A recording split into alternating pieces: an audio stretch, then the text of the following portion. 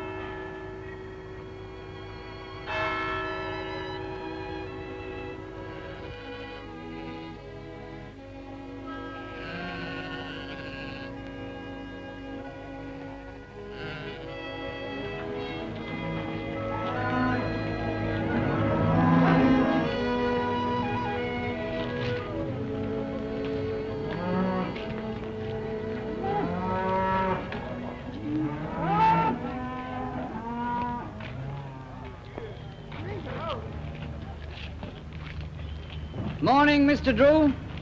How's the market today? Oh, pretty busy. Yes, pretty busy. Some first-rate meat out there today. Price controlled, of course. Bit of a change from the old days, eh, Johnson? You're right, it is. Yes, there have been some changes. As editor of this town's newspaper, I've seen the changes happen as news items. Drew, he's the market auctioneer. He's seen them happen as money figures. Now, take the market, for instance. Nowadays, the market's more than a barometer of the town's prosperity. It shows how the whole country's faring. Through here, every Wednesday, passes a large part of the nation's meat. We're fitting in with a national plan. Local farmers no longer sell food for as much as it'll fetch in competition, or as little. Prices are fixed in advance by the Ministry of Food according to grade. Out in the market, there are government officials. They judge the grade each animal is to be put into. Farmers still have the incentive to produce as many grade A beasts as they can because they fetch the best price. And the community knows in advance what its meat's going to cost. These cattle in from Benson's aren't for meat yet. They're for fattening, what we call store stock. So the selling price isn't government controlled. They'll fetch under auction as much as another farmer reckons he can pay and still show a profit after he's fattened them for meat. Our farmers who congregate each week in the market are putting a great deal of skill into feeding Great Britain at war. They work hard and they've had long experience.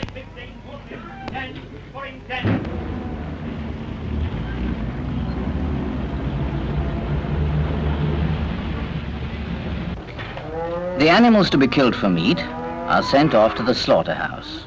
A local one if the meat's to be consumed locally, but if another part of the country needs the meat more, well then, they'll be shipped there by road or rail.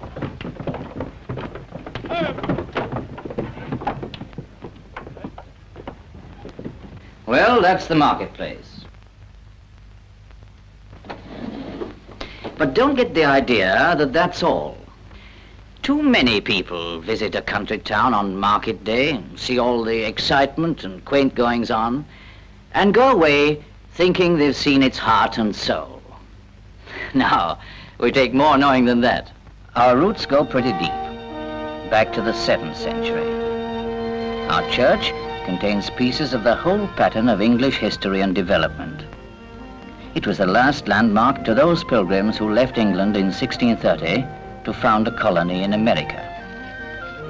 Then we were a handful of people living in what the records of those times called a decayed and ruined port.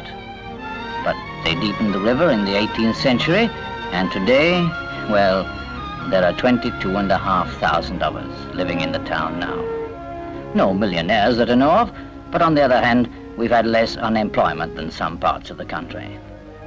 All working pretty hard, enjoying our leisure in our own way, and so far as I can see, very little signs of decay in the things that matter. 22,500 people, tilling the soil, timber milling, label printing, boot and shoelace manufacturing, running road transport, and fishing, because we're near enough to the sea to have that bit of England's heritage in us. Quite a few of us are sailors and fishermen. Hardly a day passes when 9 wagon loads of shellfish don't go out of here for the bigger towns further inland. As for the port, well, that's prospered with the years too. It's an inland port, of course, but in peacetime it took in a fair quantity of grain, fruit, and other cargoes from the continent, as well as the local shipping. But basically, of course, we're agricultural. The town's grown out of the soil, and most of the jobs we do have some connection with it. Bill Garson's forge, for instance. There's a lot of electric welding done there now, and most of it is repair and maintenance of the new mechanical implements used on the land. Like most towns in Britain, you'll find the old and the picturesque that still serves a use side by side with the new. That's because we've developed slowly along with the rest of the country, with good public buildings, post offices, a fine, large, airy school, and modern garages. Electricity is general all over the town. And there aren't many kids round here over the age of 10 who don't know how to use a telephone. On market days, there's also the stall market. This is really an extension of the shopping centre and caters for the extra people who come in from the farms and villages. Here you'll meet mostly the women folk of our town, the farmer's wife, the doctor's housekeeper, the publican's wife, the vicar's daughter, all buying vegetables, clothes, flowers, the knickknacks of the domestic household. Among them nowadays you'll find strange faces, city people who took refuge with us from the bombed-out areas. Some of them have settled down to live here. And the stall market isn't as busy as it was before the war. That's because of the rationing. Yes, the people of a country town are rationed too, even though they're growing the food. They're growing it for the whole nation, not only for themselves. I think that's one of the big changes in country town life, this awareness of being part of something bigger. Rationing's helped to bring it home to us. The number of our fighting men who've been to foreign countries, and the women who are getting letters with foreign postmarks from their menfolk in the 4 corners of the world. The war has made us more dependent on each other, no doubt about that. So we formed our own information committee to answer the questions that crop up in the town. When is there going to be some timber? I want to make chicken huts. Will there soon be some more alarm clocks on sale around here? It's the job of the men and women on the committee to get the answers from the government departments concerned. We in the country towns, the same as those in the cities, have become more communal. To avoid waste, we've turned the Guildhall into a communal restaurant, where anyone can get a dinner for a shilling. In peacetime, the Guildhall's a showplace of the town, with its own museum. It goes back to medieval days, when King John first gave us our charter. Every day, 400 of us eat together here. And the pictures of our previous mayors and nobles who used to banquet here, rather more ceremoniously, look on. Food means a lot to the country townsman. We spend our lives close to the best of it. And talking of food, fruit and vegetable canning is one of our industries. Nowadays, it's carried on mostly by the women of the town, who still, bless their hearts, manage to look after their homes and children as well. 40,000 cans a day from this factory, and a good deal of it is going to our men overseas. Then there's seeds, sugar beet, grass, cabbage, turnip, all brought in from our fields to the warehouses at the end of the season. The land around us is rich and gives good crops, and there's always been a demand for the seeds. Before the war, we'd a large export trade. Today, we're growing more and more food for ourselves, and these seeds of ours are producing good crops all over the country. It doesn't take many men to run the seed warehouse these days. The drying and grading is done by machinery. 30 bags an hour during the season, examined, sorted, cleaned, dried and resacked. Up to 900 tons of good, fertile seed per season go out of here. Our railway yard has been made pretty busy by the seed and canning industries. There aren't many men left on the railway now, but the women help. And we dispatch tons of seeds and thousands of hundredweights of vegetables every year.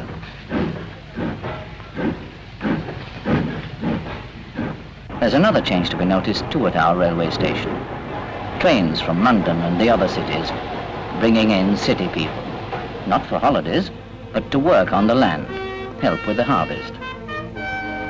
They live in camps. There's one just outside the town. The local farmers tell the Ministry of Agriculture the help they need in the fields, and the office workers, factory workers, even the forces on leave muck in. They get paid for it and have a change at the same time. I think most of us are agreed that this mixing of the townsmen and the countrymen at their job is one of the big, good changes. Well, there's not much more to tell you. You've seen how we look and how we work. Ah, yes, how we play. Well, that's simple. First of all, there's the park, laid out and maintained by public money. Here, the kiddies have their swings and roundabouts and can play in safety away from the roads. By the way, the number of babies born in our town is higher than the average in Great Britain. We're a pretty healthy people, and we like outdoor sports. Most of us die old, and each year there are more new babies playing in the park. At the end of the day, the workers come in, cycling over the bridge from the fields, the docks, the one or two factories on the outskirts. A lot of us go to the cinema. There are 3 in this town, and they're all pretty well used. The inn is even more important to a small town's life than to a city's, because we all know each other. Also, we have our own roller skating rink. The girls in the town seem to do well at this, as you can see for yourselves.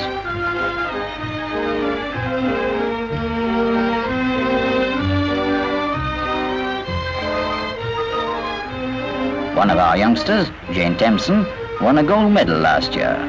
Here she is, coming up now. For us who aren't so nimble, there's the Indoor Bowls Club. We're very proud of it. It's one of the finest in the country and was built and is carried on by local money. There's Bill Garson, who runs the forge we saw. He bowls a right good wood. Most of the menfolk come here at some time or another in their lives, and we've some champion players. But because we're at war, we can't relax entirely. There'll be some of us going on duty while the others are playing. People like home guards protecting the buildings and crops and drilling. It's rum to think how many of us have an expert knowledge of soldiering now who didn't know one end of a rifle from another a few years ago. I suppose the most popular pastime, with the younger people anyway, is the Saturday dance. You won't find us doing folk or country dances at these do's. They're only done on special occasions, and not many of the younger generation know them. No, we're modern enough in our dancing. You'll find the Jones, the Marys, the Phyllises grouped around young Tom Holt. He's a farmer's son, now on leave a while from the Royal Air Force. Fresh romances budding in the new generation of our people, old ones continuing their steady course. You'll find too, if you're observant, the quiet, ordinary human things. Someone being lonely. While outside, the familiar silhouettes, the ancient scenes darken. On the daily change, the life of 22,500 people who make it a community called Country Town.